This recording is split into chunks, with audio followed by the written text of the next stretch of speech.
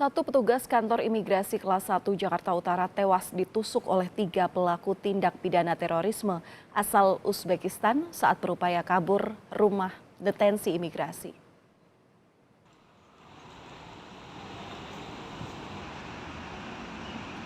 Petugas menemukan salah satu warga negara asing Uzbekistan dalam keadaan tewas tenggelam di aliran Kali Sunter.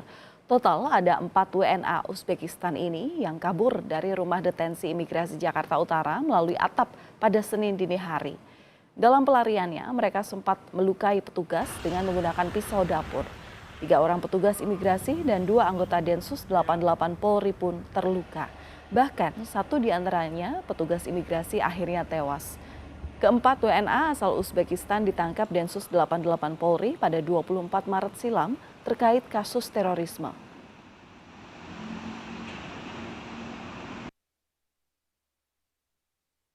Sekitar pukul 4 dini hari, ya itu kalau sekarang masa Ramadan, kira-kira menjelang persiapan sahur, ya. WNA yang ditempatkan di rumah detensi tersebut, ya, melakukan penyerangan terhadap petugas imigrasi dan anggota Polri, anggota Densus yang bertugas di kantor tersebut, ya, dalam upayanya untuk melarikan diri atau